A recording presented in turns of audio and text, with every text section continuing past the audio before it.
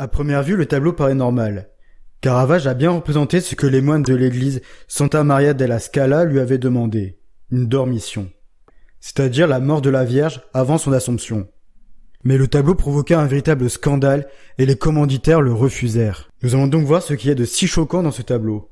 Tous les éléments du tableau nous dirigent vers le corps de la Vierge Marie. C'est la seule à avoir le visage entièrement dans la lumière. Les apôtres forment une ligne descendante qui nous guide vers elle, ligne qu'on retrouve dans le décor. La disposition des apôtres dirige notre regard d'une deuxième façon. La tête de l'apôtre de gauche nous envoie vers celui qui tourne la tête, nous dirigeant ainsi vers celui qui est plus baissé, nous menant vers celui qui est devant lui par la similitude de sa position, qui nous fait descendre le regard vers la Vierge. En fait, le regard des apôtres nous dirige toujours vers la Vierge, que ce soit directement ou indirectement. La couleur de sa robe est bien plus voyante que celle des vêtements des autres personnages. Sa robe fait écho au somptueux rideau rouge situé au-dessus d'elle. Il y a ainsi un jeu d'association. On regarde le rideau d'un rouge éclatant qui occupe presque un tiers du tableau, et par association de couleurs, on retourne à la Vierge. Les apôtres qui sont groupés derrière elle, le mur qui sert de fond et le rideau rouge sont des éléments qui bloquent notre regard. Il n'y a rien à voir ailleurs, le sujet est là, devant nous. Le seul espace existant parmi les personnages, c'est entre la Vierge et nous. Cet espace sert à la mettre en valeur et à attirer notre regard. Seule Marie-Madeleine aurait pu nous gêner, mais elle est recroquevillée sur sa chaise. Nous regardons donc directement Marie, ou bien une partie de son corps, donc soit sa main gauche ou ses pieds, qui nous ramène directement vers son visage. Même la bassine au premier plan nous dirige vers la Vierge par l'intermédiaire du pied du lit. Si tous les éléments du tableau nous dirigent vers la Vierge, alors regardons-la en détail. Marie a le ventre et le visage gonflés, et sa peau est de couleur cadavérique. Sa main gauche pend dans le vide, tandis que sa main droite est posée de manière négligée sur son ventre. En plus d'être représentée pieds nus, ses pieds sont sales et pendent hors du lit. Son lit n'en est même pas vraiment un. C'est une planche de bois trop petite pour elle. La couverture jetée sur elle évoque le froid ressenti avant la mort, et la bassine au premier plan symbolise la toilette mortuaire. La bassine a un rôle important. On regarde la Vierge, on regarde autour d'elle, et une fois qu'on prend du recul, elle nous apparaît. Elle est imposante, située ainsi au premier plan. Elle supprime toute notion de célébration divine future, en rappelant que la prochaine action sera de nettoyer le corps de Marie. Autour de la Vierge, les gens ressentent la douleur. La femme au premier plan, identifiée comme Marie-Madeleine, se morfond de tristesse. Derrière, un apôtre ne cesse de pleurer. Un autre adopte la position de la mélancolie. Un autre a la respiration coupée à ses dus. Deux autres sont effarés. Et encore deux autres détournent le regard de cette scène. Et les trois du fond discutent l'air inquiet. Trois symboles religieux sont présents. Il y a l'auréole discrète située derrière la tête de la Vierge et deux autres qui sont plus soumis à interprétation. Le premier correspond à la lumière. La lumière sert à mettre le corps de Marie en évidence. Par contraste, elle renforce l'obscurité du tableau et donc l'atmosphère dramatique de la scène. Et cette lumière qui vient du haut du tableau pour éclairer son corps peut aussi correspondre à la lumière divine.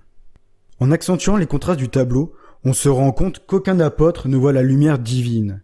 Soit ils sont dans le sens opposé, soit ils lui tournent le dos. Nous sommes les seuls à voir cette lumière annonciatrice de l'Assomption. Le deuxième élément correspond au rideau. Le rideau rouge peut être vu comme un accessoire théâtral. Mais en étant suspendu ainsi au-dessus de la Vierge, avec un rouge plus somptueux que sa robe, il donne l'idée d'une élévation future. Et le fait que ce soit la zone la plus éclairée semble confirmer sa symbolique divine. Caravage n'a donc pas représenté une mort idéalisée correspondant à ce qu'on attend de la Vierge. Il a représenté sa mort de manière réaliste, comme elle se produit ailleurs, avec sa part de tristesse et de laideur. La représentation réaliste de la mort de la Vierge a provoqué un scandale qui s'est encore accentué avec la rumeur disant qu'une prostituée avait servi de modèle pour représenter Marie. Mais le tableau a-t-il vraiment été refusé pour le réalisme de cette mort ? Pour répondre à cette question, il faut comprendre que la mort de la Vierge n'est pas décrite dans la Bible. L'Assomption est un dogme qui n'a été reconnu par l'Église que le 1er novembre 1950. Avant cela, la mort de Marie était une croyance reposant sur un texte apocryphe repris dans la légende dorée de Jacques de Voraigne. Je vous mets 3 extraits de ce texte à comparer avec le tableau. Quand Jean annonce la mort future de la Vierge, il leur dit ceci. « Prenez garde, mes frères, à ne point pleurer quand elle sera morte, de peur que le peuple, en voyant vos larmes, ne soit troublé et ne se dise « Ces gens-là prêchent aux autres la résurrection, et, eux-mêmes, ils ont peur de la mort. » Au moment de la mort de la Vierge. Or, vers la 3e heure de la nuit, Jésus arriva avec la légion des anges, la troupe des patriarches, l'armée des martyrs, les cohortes des confesseurs et les chœurs des vierges. Et toute cette troupe sainte, rangée devant le trône de Marie, se mit à chanter des cantiques de louanges. Au moment de la toilette mortuaire. Pendant ce temps, 3 vierges, qui se trouvaient là, dévertirent le corps pour le laver. Mais, aussi longtemps que dura leur travail, le corps brilla d'une telle lumière qu'elle-même, qui le touchait, ne parvenait pas à le voir. Caravage a donc fait l'inverse de ce qui est écrit. Les moines de l'église Santa Maria della Scala ont donc surtout refusé le tableau de Caravage car il ne correspondait pas à l'iconographie traditionnelle de la mort de la Vierge. À la place du tableau de Caravage, le peintre Carlo Saraceni a été chargé de peindre le même sujet. Mais sa première version a été refusée alors qu'elle représentait une mort sans douleur ni tristesse et pleine de piété. Il a dû peindre une deuxième version avec des anges accueillant la Vierge au paradis. Cela montre bien que le refus de l'œuvre de Caravage n'est pas tant dû au réalisme de la scène qu'à la volonté de coller au texte apocryphe.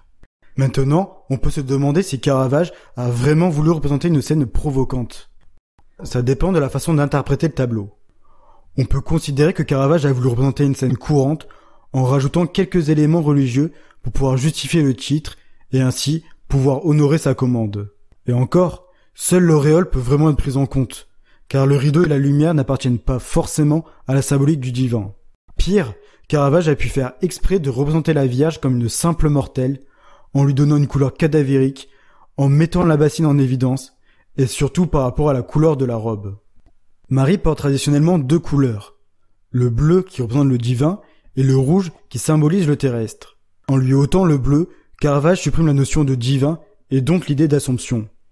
Il ne reste que le rouge qui rappelle sa condition de mortel. Avec cette interprétation, la mort de la Vierge est une provocation évidente. Mais une autre interprétation est possible quand on apprend qu'il était proche des idées de la contre-réforme qui voulait plus de réalisme. Caravage a pu vouloir donner sa version, une version sans artifice qu'il aurait jugée plus proche des textes. Celui qui connaît la religion chrétienne a perçu les signes divins. Il sait que l'Assomption a déjà eu lieu ou qu'elle ne va pas tarder. Il n'a pas besoin d'anges pour comprendre. En cachant le sens religieux derrière une représentation réaliste, Caravage a peut-être voulu choquer le spectateur qui ignore ce passage-là de la religion pour le forcer à s'interroger et ainsi découvrir ce qu'est une dormition. Et en faisant cela, il se conforme une fois de plus aux mesures de la contre-réforme qui insiste sur la fonction didactique des œuvres d'art. Voilà, la vidéo est terminée. Si elle t'a plu, je t'invite à la liker, la commenter et la partager pour me faire gagner en visibilité. Et à bientôt pour de nouvelles vidéos.